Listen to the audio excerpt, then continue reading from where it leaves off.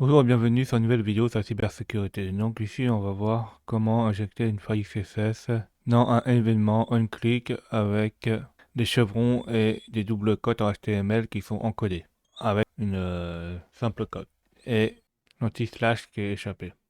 On a un laboratoire qui contient une vulnérabilité stockée en cross-script scripting dans la fonctionnalité des commentaires. Donc pour résoudre ce laboratoire-là, il faut soumettre un commentaire qui appelle un alerte quand en fait le nom de l'auteur est cliqué. L'étape suivante c'est d'accéder au lab, donc on clique sur Access the Lab. Une fois que ceci est fait, on atterrit dessus. Et pour accéder aux commentaires, il faut aller dans View Post. Et en bas là, on peut accéder aux commentaires. Donc remplissant les champs pour voir comment se comporte le blog. On met un commentaire bidon, on met pareil un nom bidon, on met un email bidon, et là on met un site web. Alors, on peut mettre n'importe quel site web. Je poste un commentaire. Là ça nous dit qu'on a posté le commentaire, on retourne sur le blog et on va voir qu'est-ce qu'il a de particularité. Donc là, il y a quelque chose qui est bien particulier, c'est qu'on voit que là, par rapport aux autres utilisateurs, notre nom est d'une couleur différente. Et que si on met le curseur dessus, on voit que c'est un lien. C'est le lien du site qu'on a mis. Donc si on clique dessus, normalement, ça va au site qu'on a mis. Et donc, ce site-là, on peut injecter sûrement des choses. Donc, on peut tester un autre commentaire. On met un autre nom, on met un autre nom. On met par exemple un email bidon et là on va mettre une injection. Alors pour mettre une injection, on va mettre notre site par exemple. On va faire ça. On va essayer d'échapper avec ça et on va faire une alerte normale. On va voir si ça fonctionne ou pas. 0 ou 1 et on fait ceci. Alors on ne peut pas mettre 2. Moins 1. On poste le commentaire. Ça nous dit que c'est bon. Et là, on voit qu'il y a un problème.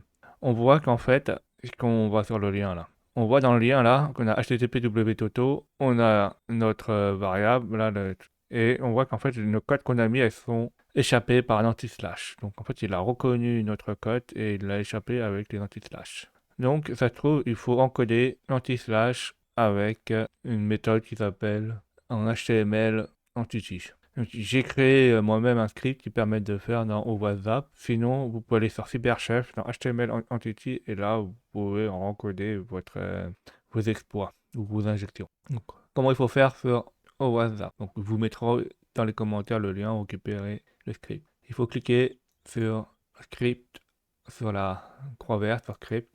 Aller dans encode décode. Là, ce qu'on va faire, c'est qu'on va encoder et non décoder. Donc sur encode HTML entity, on fait un clic droit et on fait enable script. Une fois que ceci est fait, on peut aller dans tool, dans encode décode hash et là il faut l'ajouter. Donc pour l'ajouter, on peut créer une nouvelle, un nouveau onglet. On peut l'appeler n'importe comment, on peut l'appeler test par exemple. Et là-dedans, on met une nouvelle sortie. Et là on peut l'appeler par exemple HTML entity. On sélectionne encode HTML entity, on fait add, et là on va taper notre alerte. Donc là on voit que le simple code est encodé. Donc là on met alerte, on met le 1 par exemple, et on referme en mettant alerte, en mettant une cote. Donc là il va nous le encoder. On n'oublie pas de mettre le moins. On fait un copier, on met un commentaire bidon, email bidon, on met une adresse mail bidon. Donc en fait là il faut copier ce qui a été encodé et là on le colle là. Donc, et une fois que ça a été fait là, ça on l'envoie.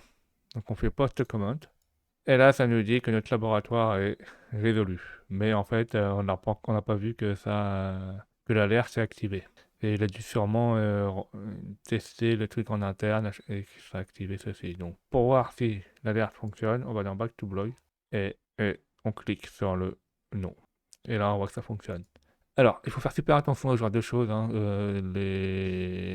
Les gens là qui injectent ce genre d'exploit, ils utilisent toutes les méthodes possibles et imaginables, hein. On peut encoder ça en HTML, avec des HTML entity, avec des doubles encodages, en base 64 ou même en autre chose, hein, ça peut, si ça fait. Et il faut pas oublier toutes les solutions qui peuvent permettre à un attaquant d'exploiter les failles.